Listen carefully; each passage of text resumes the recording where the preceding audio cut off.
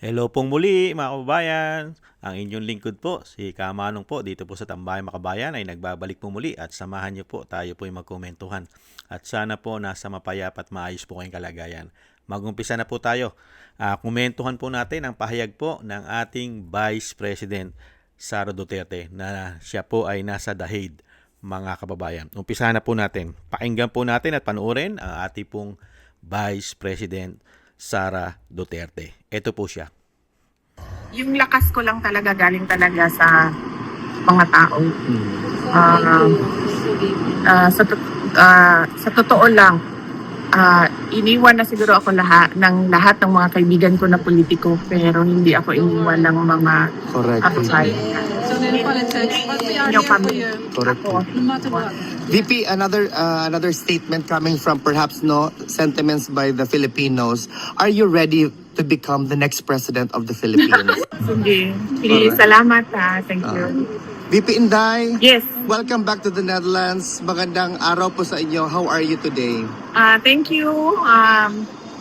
I wouldn't say I'm happy to be back because of the situation of President Duterte, but I'm happy to see all of you again, and happy springtime sa inyong lahat. I am very well and okay.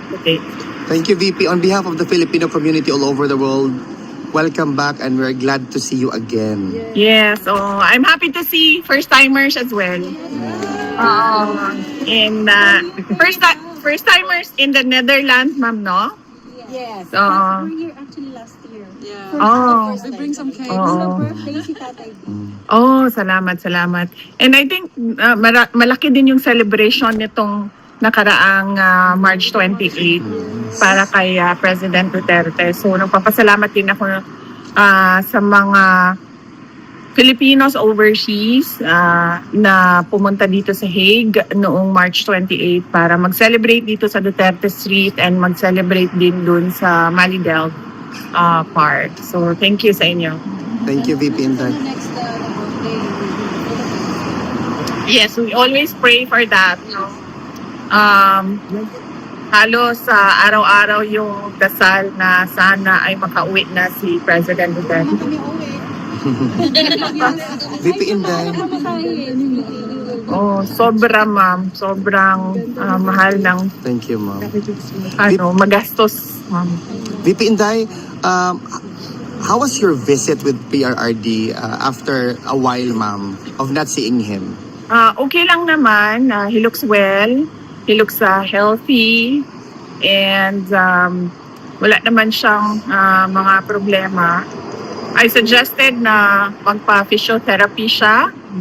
But he refused na mag-physiotherapy. So, we'll see tomorrow kung makumbinsi natin siya na physiotherapy in lieu of his supposed dapat everyday exercise. Yes.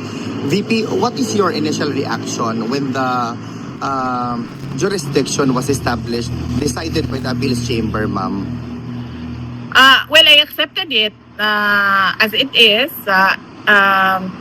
Discussion na rin naman namin yon ng mga abogado, no? Na we don't see any way that the ICC will let go of the case of President Duterte since isa na lang ito sa dalawa na ICC cases, no? So we don't think na they will let this go. Is it the same sentiment, VP, with respect doon sa confirmation of charges? Yes. Okay. Same lang, no? Na this would really go to trial, and the best way to move forward is to prepare for time. VP Inday, the burning question is that how do you maintain such a vibrant and very beautiful vibe amidst all the persecution done to you by your detractors? Siguro... No comment. No, I've always been like this. Yes. Even before I was vice president, and hanggang naging vice president ako, and I don't see na magbabago yung disposition ko because of a few problems here and there. Sabi ko nga lagi 'di ba noon na parang tipong ang If you don't know what's wrong, Sandali lang po, nag-commercial lang po mga kababayan. Ayun po natin. At ipagpatuloy po natin mga kababayan. Ito po. pinaka problema lang ng isang tao is magkasakit or mamatay because death is the ending and then disease or sickness is going towards the ending. VP, just to be political also, what is your position? A lot of people, especially individuals na talagang gusto kang ma-impeach are already spreading statements sa social media or sa mainstream media that you will be impeached and there will be impeachment sa Senate against you. Kung ordinary individuals lang naman yan, like ordinary Filipinos, pabayaan na natin yan, no? Kasi yan naman yung opinion nila, yan naman yung damdamin nila. Hindi mo naman mapabago ang nararamdaman ng isang tao. But it is different siguro kapag congressman na yung nagsasabi or senator na yung nagsasabi. Kasi magtatanong ka, bakit sobrang sigurado ka na Yes. tapos na ito? I was about to ask VP because Representative Ridon actually even made mention in an interview that you're very clear na talaga that there will be 106 votes which is required for the articles of impeachment na ma-endorse doon sa Senate. Oh, well, hindi ako makakomment sa kanyang mga nalalaman kasi hindi ko alam kung ano yung alam niya. Okay. VP Inday, just to conclude this interview, VP, no, para siguro jet lag ka pa. Wala, okay lang ako. Okay lang. VP, what's Natulog ako ng mayos. Okay. Hindi magka-jet lag. VP, what's your message to the undying, unwavering love and support to the former president and to the Duterte family, to you and your siblings as well? Yes, oo. Undying din yung pagpapasalamat sa lahat ng mga kababayan natin. In fact, kanina, as you mentioned, to bring the message to him, sabi mo, hindi kayo susuko. So, pinaabot ko din sa kanya, sabi ko, nagsabi sila na hindi sila susuko. At sabi niya na sumuko na daw kayo.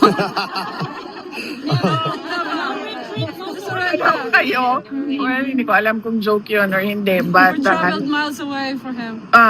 for PRD, I would take it as a joke.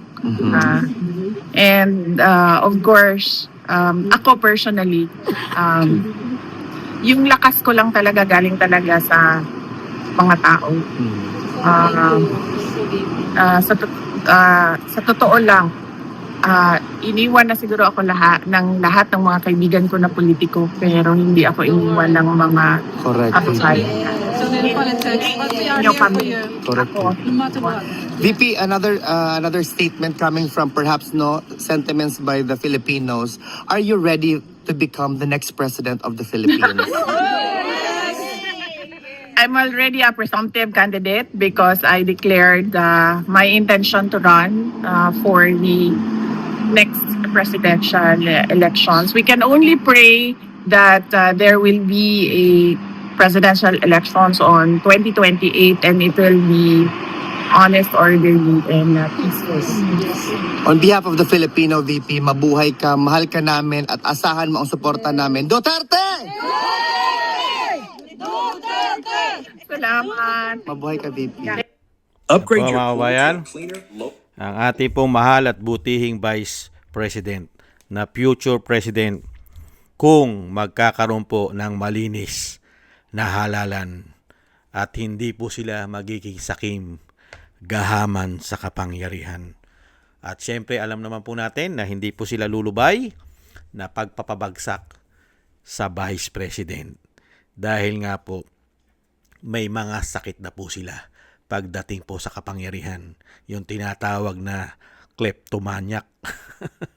Hindi po ba yung mga kleptomaniac? Sakit po yan sa kagahaman. Gahaman sa kapangyarihan, gahaman sa pera. Hindi po ba? Isang sakit po yata yan, mga kababayan. At syempre tayo po'y nagpapasalamat at nasa maayos pong kalagayan ng ating butihing dating Pangulong Duterte. Salamat po sa Panginoon at salamat po sa ating mga dasal at nananatili at patuloy po na nagiging maayos at binibigyan po ng kalakasan at buhay ang dating Pangulo. Maraming salamat po sa may kapal. At syempre po mga kababayan, tayo po'y nagpapasalamat sa Vice President dahil nga po sa kanyang tibay at lakas ng loob, yung sinasabing tapang at may malasakit. Sa kabila po ng iniwan na po siya ng napakaraming mga politiko na sinasabing mga nakadikit, yung iba kaibigan daw niya, pero ngayon wala na sila dahil po sa kasakiman sa pera at kapangyarihan. Hindi po ba yung tinatawag na greedy for money, money hungry, money grabber, at yung kleptomaniac pagdating po sa pera? Hindi po ba? Yan po mga sakit na mga magnanakaw na politiko eh. Di umano. Hindi po ba? At syempre po ang ating Vice President ay lagi pong handa. Handa po siya na maglingkod. Hindi lang po Vice President, hanggang pagiging presidente. Dahil yan naman po ang iniintay natin para po muling makabangon at makabalik ang ating bansa sa ginawa nilang kawalanghiyaan at paglubog. Paglubog sa ating ekonomiya at paglubog sa kahihiyan. Dinala po tayo sa kahihiyan ang ating bansa. Hindi po ba? At siyempre patong-patong na pagkakautang na puro pinagnanakaw naman nila. Di umano. Kaya po ang suporta ng Vice President, nagpapasalamat po. Ang Vice President ay ang kanya pong kalakasan ay kinukuha po sa suporta ng mga Pilipino. Yun po ang nagpapatatag ayon sa ating Vice President, ang nagpapalakas ng loob at tatag sa kanya ay ang suporta ng mga Pilipino sa buong mundo na may Pilipino.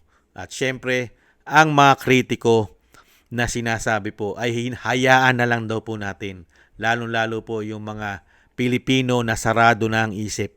Dahil alam naman po natin karamihan po ng bumabatiko sa Vice President na mga Pilipino, lalong-lalo sa social media, na meron daw nagtayo pa na isang building, 3 palapag, parang call center ang ginawa, bayaran para banatan, siraan sa social media ang Vice President. Hayaan na raw po natin sila dahil sarado daw po isip niyan dahil sa pera yata di umano. At syempre, ang mga mainstream media naghahaman din at suwapang di umano at greedy sa pera. Hayaan na lang din po daw natin sila di umano sa kanilang kagahaman sa pera. At syempre pagdating naman daw po sa mga politiko, ibang usapan naman. Hindi naman po pwedeng palagpasin ng Vice President. Bakit? Alam ba nila lahat? Yung alam ba ng Vice President ay alam din nila? Katulad ni Ridon? Yung nalalaman ba ni Ridon ay sapat doon sa pagkatao ng Vice President? Dahil nga po mga sakim, yung mga bumabanat na politiko sa Vice President, yung po yung may karga-karga at may mga sakit. Yung po yung may mga sakit na kleptomaniac, di umano, pagdating sa pera at kapangyarihan. Hindi po ba?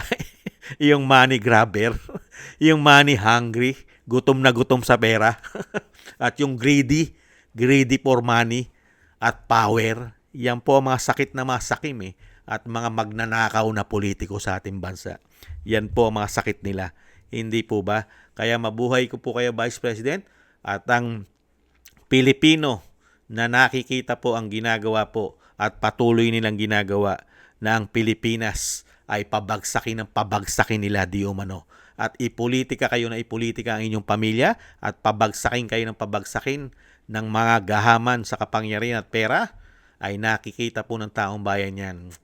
At umaasa po ang majority ng taong bayan na makabalik ang isang Duterte sa pamamagitan po ng may kapal. Dasal at panalangin po at siyempre po ang suporta ng taong bayan ay mangyayari po yan. Dahil po ang kasamaan at kasakiman ay hindi po yan pangmatagalan. Hindi po ba mga kababayan? Maraming salamat po sa suporta po mga kababayan, at sa mga dasal na patuloy po na huwag po tayong sumuko na suportahan at dasalan na lagi po maingatan ang pamilya Duterte at syempre po ang dating Pangulong Duterte na lagi po siyang mabigyan ng buhay at kalakasan at ang pag-iingat po sa kanila at sa ating Vice President. Thank you po mga kabayan at mabuhay po kayo at shoutout po sa inyong lahat. At syempre po salamat po sa ating mga kababayan dyan po sa Dahid na patuloy po na sumusuporta. At syempre po kay Sir Alvin. Maraming salamat po kay Sir Alvin na lagi po nag-update po sa atin sa kalagayan po dyan po sa Dahid. Thank you po sa inyo, Sir. At maraming salamat din po sa mga sumusuporta po na inyong Tambayang Makabayan sa YouTube at TikTok at ganoon din po sa ating mga subscribers at patuloy po nagsusubscribe sa mga nagko-comment, like and share. Mabuhay po kayo. Shoutout po sa inyong lahat. At maraming salamat din po sa mga nagbibigay po ng tulong at biyaya. Shoutout po kay Felipe Shapno ng Texas, USA, Mila Yi, Tatay Nick ng Toronto, Canada, si Annie Jo, si Jem Aris ng United Arab Emirates, Baby Roman, Ate Isa, at si Eric Hersho ng Canada, Jesus Valdepena and Rolando Guerrero, at si Melchorita Espinosa, si Ma'am LB at Sir Manny ng North Miami, Florida, USA, at si Rolando Timbol ng Alberta, Canada. Maraming salamat po sa inyo mga kabayan at tiis-tiis po, ingat-ingat po kayo, lalo-lalo po sa inyo po mga paggawa. At God bless po sa inyong lahat. God bless po sa ating lahat. Dasal-dasal po tayo mga kabayan at tiis-tiis po muna. Bye-bye!